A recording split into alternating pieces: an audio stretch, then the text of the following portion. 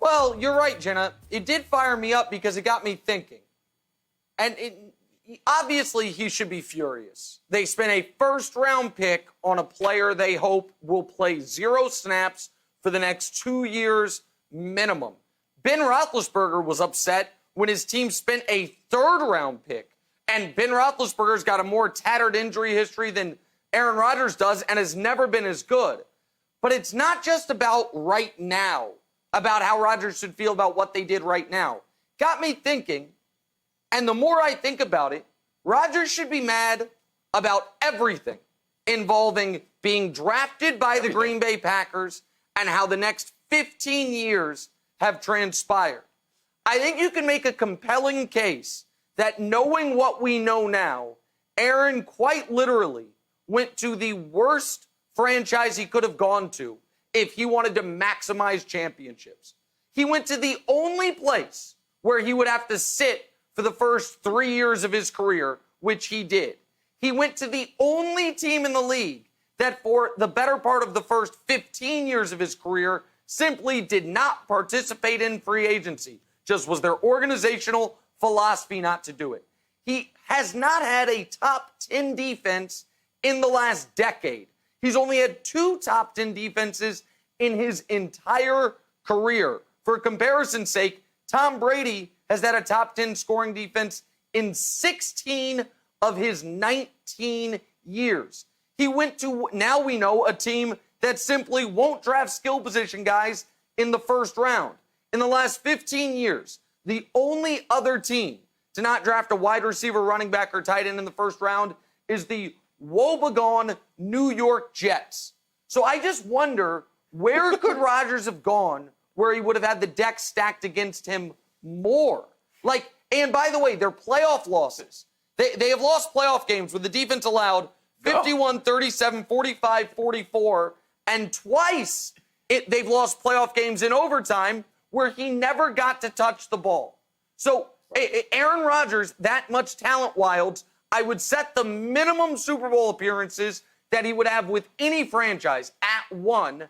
And in Green Bay, he's gotten 1, and they're already looking to turn the page, it would appear. He should be upset about the whole damn thing. So you didn't like their draft? You didn't like it? So, no? No, I didn't like Okay. that. So, No, you know you had a bad draft when every headline afterwards is like, the Packers GM defends their decision. We came on the show on Friday, and I was like, Nick killed him. And I was like, let me try to find some silver lining. I was like, there's lots of wide receivers out there. Maybe they're coming in the later rounds. Nope. They were around 35 wide receivers got drafted, and the Packers didn't take one. And then, in one of these defensive articles, can we put up this quote, Katanik? This is the dumbest quote I've ever seen in my entire life. Here it goes. This is defending the pick. The importance of that position to our franchise is just something to me that can't be overlooked. Yeah, no kidding. Well, somewhere, Brian, between the last 15 years and the last 72 hours lies getting rid of Jordy Nelson, not bringing in a veteran coach, getting rid of Alex Van Pelt, his quarterback coach, and then now drafting his heir apparent. I'd be upset if I was Aaron Rodgers. How do you think he should feel after the draft? Well, Jenna, I think you're absolutely right. I would be upset if I'm Aaron Rodgers as well, because basically the Packers basically closed the window for Aaron Rodgers. When you watched the Packers last year, you saw Aaron Rodgers and Devontae Adams, and then just a list of guys that just weren't able to get it done, including Jimmy Graham at some time. And so you have to say you go into the draft and you have to get some help. And with them not getting help, it just closes the window on his career. And the way that he should feel is almost the same way that Brett Favre felt, that the writing is on the wall, that there will be another quarterback in Green Bay in just a couple of years. But I also want to take a look at this. If you're Matt LaFleur, you're saying, they've had Aaron Rodgers here for a long time. They won the Super Bowl in 2010. Then when you look at the conference championship games, 2014, they barely lost a game to the Seattle Seahawks in overtime. 2016, they got blown out by the Falcons by 17 points in the conference championship game. And then in 2019, they got blown out by San Fran by 17 in the conference championship game. So maybe Matt LaFleur is saying just Aaron Rodgers is not the answer. Maybe it's time to figure out that maybe there's a different answer out there other than Aaron Rodgers having the best quarterback, or at least one of the best quarterbacks in the game. There may be a different way to look at it. And so I think if I'm Aaron Rodgers, I'm seeing the writing on the wall. I'm also seeing that if they wanted to win this year, they would have helped me. Unfortunately, that's not what the Packers chose to do.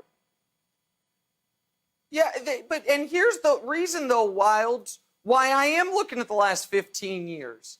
It is franchise malfeasance to have only been to one Super Bowl since you had Aaron Rodgers. Look at the other great quarterbacks in the league.